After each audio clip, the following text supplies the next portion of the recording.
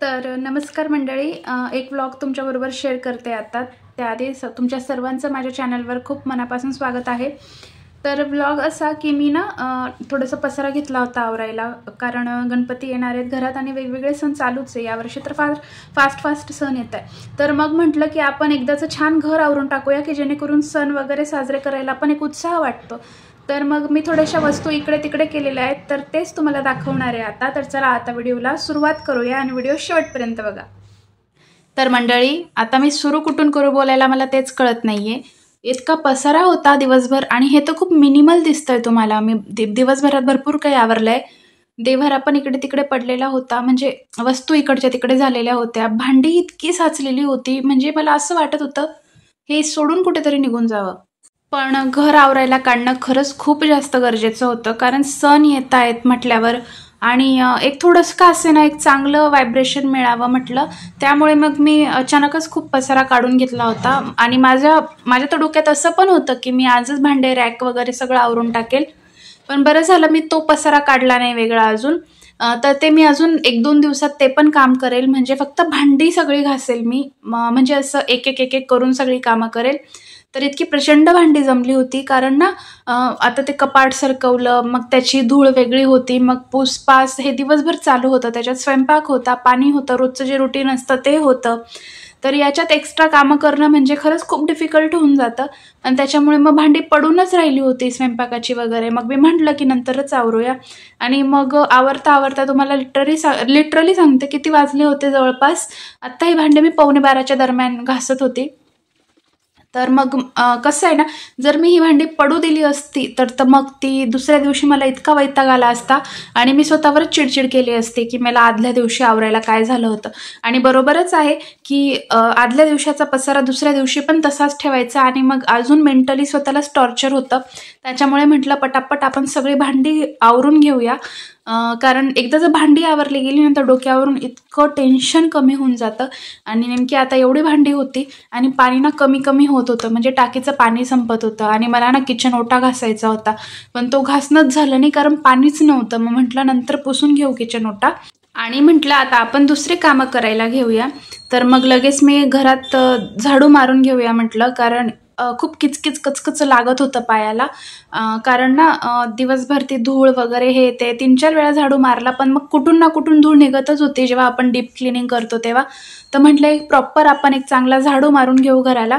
तर त्याच्यानंतर झाडू मारला आणि नंतर मग किचन ओटा साध्या कापडानेच पुसून घेतला. काही घासणी पण घासली नाही, काही नाही, कारण पाणीच नव्हतं. तर मग कसं तरी मॅनेज करून मी तेवढं घाण वगैरे काढून घेतली आणि म्हटलं उद्या आता आपण किचन ओटा घासून घेऊ, पण मग खरकटं आवरून घेऊ त्याच्यावरचं. तर तेवढ्यात हे आले होते आणि बराच वेळ होऊन गेला होता. मग म्हटलं तुम्ही कशाला माझ्यामुळे जागतात. तर त्यांना मी बेड वगैरे क्लीन करून दिला. खूप पसारा होता बेडवर पण सगळा. तर तो झटकून वगैरे घेतला दोघांनी मिळून आणि त्यांना म्हटलं तुम्ही झोपा आता, तोपर्यंत मी आवरते, कारण मला आवरायला खरंच खूप वेळ बाकी होता अजून पण. आणि मग यांचं म्हणणं होतं की नको जास्त जागरण करू, बाकीचं उद्या आवरलं जाईल आणि आता झोपून घे म्हणून.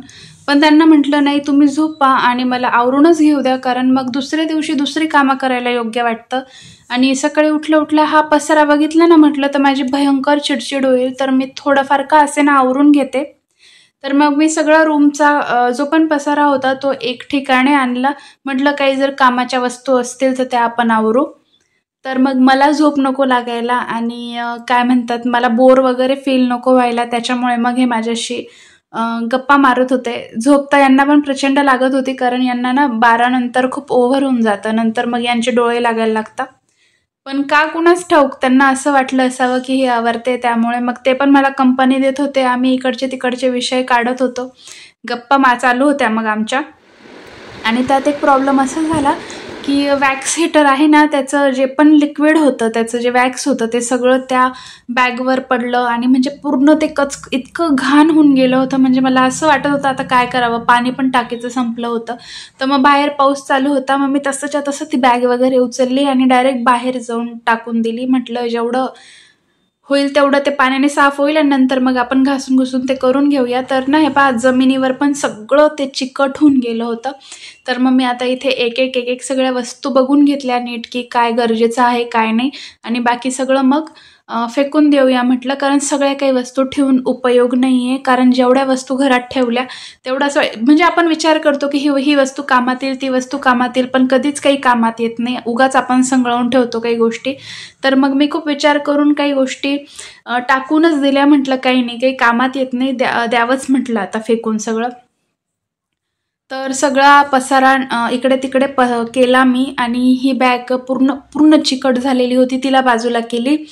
त्याच्यानंतर मग सगळा घाण केर वगैरे भरून घेतला. सुपडी घ्यायला जायला असं होतं की बाहेर पाऊस चालू होता रात्रीचा, आणि मग मला भीती पण वाटते बाहेर जायला, मग मी काही गेली नाही. तर म्हटलं आता ज्या त्या वस्तू ज्याच्या त्याच्या जागेवर ठेवून द्याव्या. मग ड्रेसिंग टेबलवर बराच पसारा होता, पुसून वगैरे घेतलं. काच वगैरे पुसलेला होता मी. तर बघा आता किती वाजले, 1 वाजत आला होता, म्हणजे 1 वाजलाच होता जवळपास. पण म्हटलं काम झाल्याशिवाय अजिबातच झोपायचं नाही. तर सगळ्या वस्तू जिकडच्या तिकडे ठेवल्या, झाडू वगैरे मारलेला होता, आणि म्हटलं एक चांगला मॉप फिरवून घेऊया आपण, कारण ते लिक्विड सगळीकडे पसरलेलं होतं आणि ते पायाला लागत होतं. तर माझं काम एवढंच राहिलं होतं की माझा गॅस घासला गेला नव्हता. नाहीतर तुम्ही बघून घ्या, जेवढा पण पसारा होता टेबलवर तो सगळा पसारा व्यवस्थित केला मी, सगळं घाण वगैरे फेकली तिथून. तर आता बघा किती छान रूम वाटतोय. आणि देव्हारा तर मला सगळ्यात जास्त आवडला. म्हणजे आता घराचा मोस्ट फेवरेट पार्ट जर मला कोणी विचारला ना, तर तो हाच असेल, कारण अतिशय सुंदर दिसतंय ते, खरं सांगते. आणि हे जे प्लांट आहे ना, हे सुद्धा अतिशय छान लुक देतंय देव्हाऱ्याला. आणि ही वेल म्हणा, मोरपीस म्हणा, खूप छान दिसतंय. तर मला नक्की तुम्ही कमेंटमध्ये सांगा की तुम्हाला कसा दिसतोय माझा देव्हारा. तर मंडळी, होप सो तुम्ही पूर्ण व्हिडिओ बघितला असेल आणि तुम्हाला हा व्हिडिओ आवडला असेल. तर जर तुम्हाला हा व्हिडिओ आवडला असेल तर व्हिडिओला लाईक करा, शेअर करा आणि सबस्क्राईब करा, प्लीज करा. आणि तर चला भेटूया एका छानशा नवीन व्हिडिओमध्ये. तोपर्यंत काळजी घ्या. बाय.